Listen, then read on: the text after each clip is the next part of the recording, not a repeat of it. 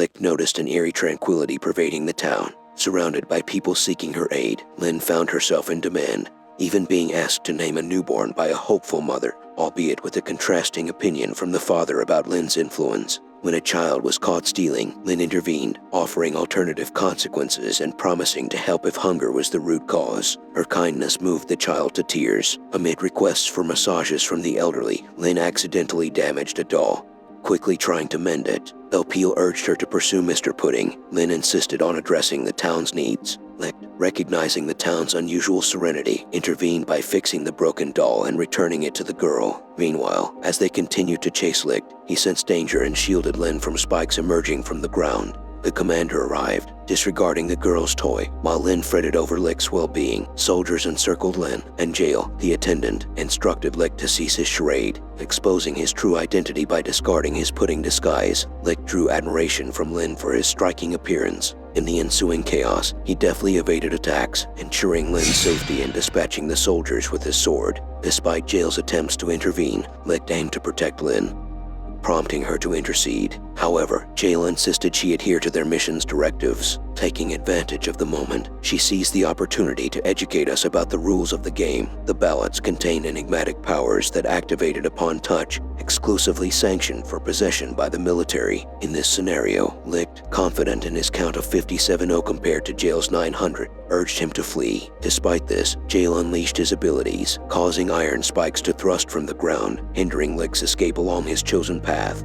Left with limited options, Lick disappeared from sight, darting at lightning speed around Jail. In a bid to escape, he leapt, but Jail outmaneuvered him, crushing Lick with an iron pillar. Perplexed by Jail's formidable strength, Lick realized Jail concealed a higher count. Jail, driven by his conviction to combat evil, encircled them with steel pillars, revealing his true count, a staggering 12,500. Sensing imminent trouble, Lick attempted to deflect Jail's iron fist, barely averting a direct hit. Lin, eager to intervene, found her plans thwarted by the confined space. As Licht struggled against the colossal fist, a smaller one assailed him from the side, targeting his core. Yet, he regained his footing, accelerating his movements. However, even with increased speed, Licht fell short against Jail, who effortlessly launched his ability, sending Licht's sword skyward. Weaponless, Jail prepared for hand-to-hand combat, noticing Licht adopting a similar stance. Exploiting an opening, he destabilized Licht, kicking him aside. As the sword descended into his grasp,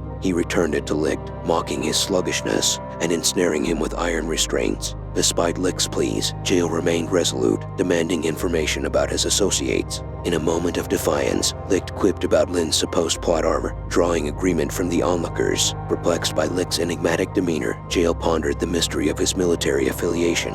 Recognizing his mastery of the exclusive martial arts of the Supreme Soldiers, the military had poured vast resources into capturing him, yet Jail deemed him pathetic with a mere 57-0 count.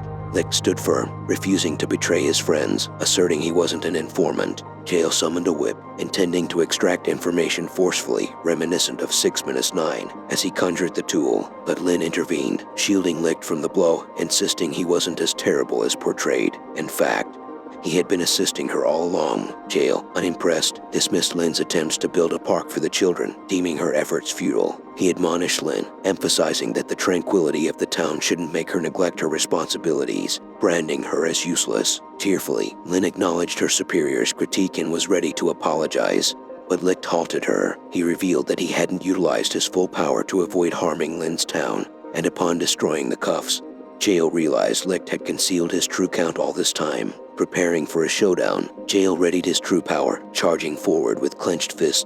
Their clash emitted an energy that shattered the earth beneath them. Licht proclaimed that Lin's dedication wasn't because the town was peaceful. Rather, the town was peaceful only because she worked tirelessly. He demanded Jail to apologize to her. As the cliff crumbled, Lin plummeted amidst the chaos. Jail sprinted toward her, but Licht moved 10 times faster, securing Lin before she fell. He humorously remarked on her weight, urging her to try keto. Refusing his advice, Lin expressed her disdain, causing Licht's count to drop once more. Jail caught up to them, and Licht passed Lin to him for her rescue. Despite the chance for retribution, Lick decided to leap back to the village, ensuring Lin's safety instead. The man rudely asks the woman to get off him, hurling offensive words at her due to her weight. However, he notices a flyer crafted by Lin and comprehends Lick's cryptic message. Utilizing his abilities, he constructs a playground from steel, informing Lin that these structures will only endure as long as he remains present. He grants her 3 days to reinforce the foundations before embarking with Lick.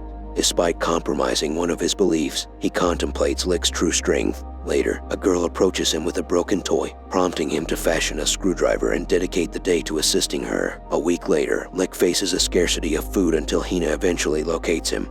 His intellectual faculties struggling. Amidst erratic chirping, Hina elucidates that his ostentatious beak compensates for his lack of persuasive abilities. She removes his mask, asserting that she could never mistake him for anyone else. Nana summons them to relish a meal, engaging in various conversations. While Hina becomes captivated by Lick's sword, he contemplates drinking milk, feeling prepared. However, Nana interrupts, reprimanding him for needing to work and instructing him to gather firewood with Hina. Despite their collaboration, Hina accuses him of breaking a promise. She reveals the lunch she prepared, emphasizing the importance of keeping their word. Lick apologizes, attempting to reconcile, but Hina perceives the situation akin to a date.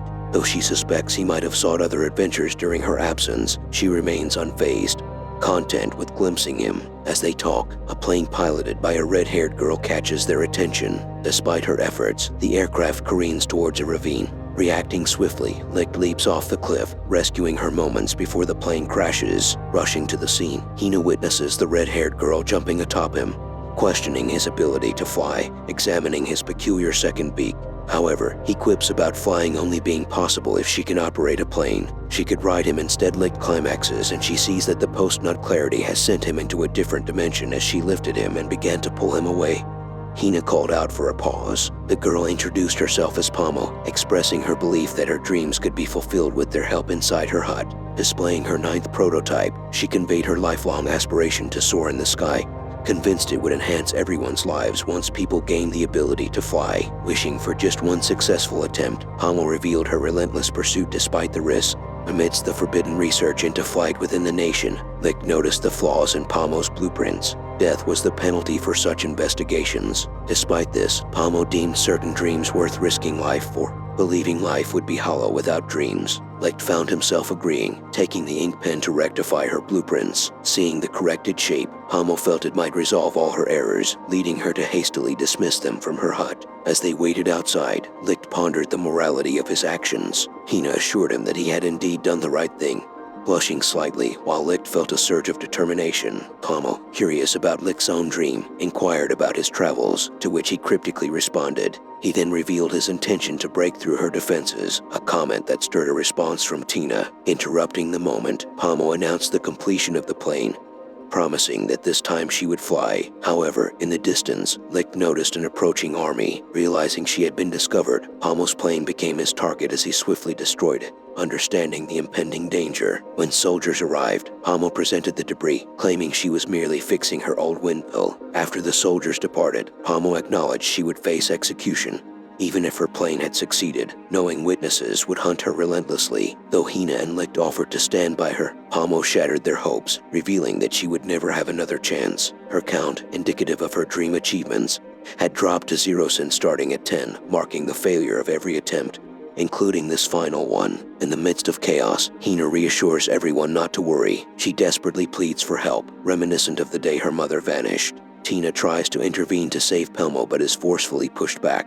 They rush towards Lick, who defends himself but is unexpectedly hit by a surge of electricity, triggering a flood of memories. Despite Hina's plea for aid, she calmly tells them not to cry. Believing that being sent to the abyss doesn't guarantee death, she's certain she's heading to a different world. She vows to make her dreams come true there and hopes to meet them again. Bidding them farewell as everything disappears, Tina collapses but promises a future reunion, noticing a mysterious engraving in Lick's eye.